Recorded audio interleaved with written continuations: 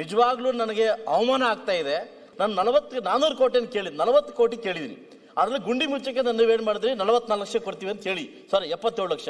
ನಾನು 400 ಕೋಟಿ ಕೇಳಿದ್, ನಾನು 40 ಕೋಟಿ ಕೇಳ್ತಾ ಇದ್ದೀನಿ. ಏನಕ್ಕೆ? ಗುಂಡಿ ಮುಚ್ಚಲಿಕ್ಕಲ್ಲ, ರಸ್ತೆ ಹಾಕ್ಲಿಕ್ಕೆ. ಅದನ್ನು ಇದು ಬೆಳಗಾವಿಂದ ಲೆಟರ್ ಇಲ್ಲಿಗೆ ಬಂದು ಫಾರ್ವರ್ಡ್ ಆಗಿ ನನಗೆ ಬೆಳಗಾಮಲ್ಲೇ ಮಾತಾಡಬೇಕಾಗಿದ್ದು. ದಯವಿಟ್ಟು ವಿಶೇಷವಾಗಿ ಈ ತರ ಮೀಸಲು ಕ್ಷೇತ್ರಗಳನ್ನ, ಗಡಿಭಾಗ ಕ್ಷೇತ್ರಗಳನ್ನ ವಿಶೇಷವಾಗಿ ಸರ್ಕಾರ ಪರಿಗಣಿಸಬೇಕಂತ ಕೈ ಮುಗಿದು ಕೇಳ್ಕೊಂತೀನಿ ಸಚಿವರೇ. 25-26ನೇ ಸೇರ್ಲ ಗುಂಡಿ ಮುಚ್ಚಲಿಕ್ಕೆ 77 ಲಕ್ಷವನ್ನ ಕೊಟ್ಟಿದ್ದೀವಿ ಅಂತ ನಾನು ಕೇಳಿದ್ದು. ಸಂಪೂರ್ಣ ರಸ್ತೆ ಕೊಡಿ ಅಂತ ನೀವು ಕೊಟ್ಟಿರ್ತಕ್ಕಂಥ ಹೊತ್ತು 77 ಲಕ್ಷ ಗುಂಡಿ ಮುಚ್ತೀವಿ ಅಂತ. ಸಭಾಧ್ಯಕ್ಷ, ಒಂದು ಸಚಿವರನ್ನ ಕೇಳಕ್ಕೆ ಇಷ್ಟಪಡ್ತೀನಿ. ನಾನೊಬ್ಬ ಗಡಿಭಾಗದ ಒಬ್ಬ ಶಾಸಕ.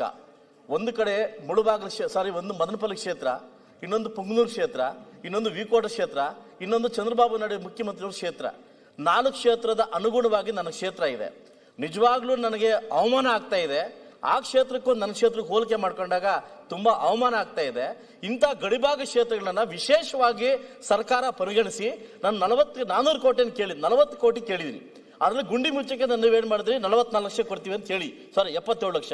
ದಯವಿಟ್ಟು ಈ ಸಂದರ್ಭ ಕೈ ಮುಗಿದು ನಾನು ತಮ್ಮ ಕೇಳ್ತು ಅಂತೀನಿ.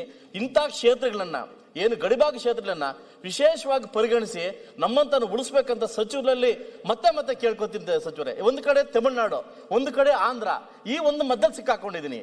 ನಿಜವಾಗ್ಲೂ ನನ್ನ ಪರಿಸ್ಥಿತಿ ಹೆಂಗಿದೆ ಅಂದ್ರೆ ಯಾರು ಹೇಳಕ್ಕಾಗ್ತಲ್ಲ, ಬಿಡಕ್ಕಾಗ್ತಾ ಇಲ್ಲ. ನಾನು 400 ಕೋಟಿ ಕೇಳಿದೆ, ನಾನು 40 ಕೋಟಿ ಕೇಳ್ತಾ ಇದ್ದೀನಿ. ಏನಕ್ಕೆ? ಗುಂಡಿ ಮುಚ್ಚಲಿಕ್ಕಲ್ಲ, ರಸ್ತೆ ಹಾಕ್ಲಿಕ್ಕೆ. ಅದನ್ನು ಇದು ಬೆಳಗಾವಿಂದ ಲೆಟರ್ ಇಲ್ಲಿಗೆ ಬಂದು ಫಾರ್ವರ್ಡ್ ಆಗಿ ನನಗೆ ಬೆಳಗಾಮಲ್ಲೇ ಮಾತಾಡಬೇಕಾಗಿದ್ದು.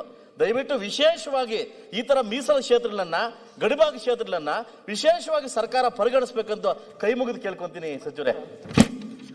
ಮಾನ್ಯ ಅಧ್ಯಕ್ಷರೇ, ನಾನು ಕೂಡ ಮಧುಗಿರಿ ಕ್ಷೇತ್ರದಲ್ಲಿ ಪ್ರತಿನಿಧಿಸತಕ್ಕಂಥ ಸಂದರ್ಭದಲ್ಲಿ ಇದೇ ಸಮಸ್ಯೆಯನ್ನು ನಾನು ಕೂಡ ಎದುರಿಸ್ತಾ ಇದ್ದೆ. ಆಂಧ್ರ ಪ್ರದೇಶದಲ್ಲಿ ಆ ಗಡಿ ಭಾಗದಲ್ಲಿ ಅವರೆಲ್ಲ ಭಾಳ ಚೆನ್ನಾಗಿ ರಸ್ತೆ ಮಾಡಿಬಿಡೋರು, ಆದರೆ ನಮ್ಮ ರಸ್ತೆಗಳು ಆಗಿರ್ತಿರ್ಲಿಲ್ಲ. ಆ ಸಂದರ್ಭದಲ್ಲಿ ಭಾಳ ಜನ ಸ್ವಾಭಾವಿಕವಾಗಿ ನಮ್ಮನ್ನು ದೂಷಣೆ ಮಾಡ್ತಕ್ಕಂಥದ್ದು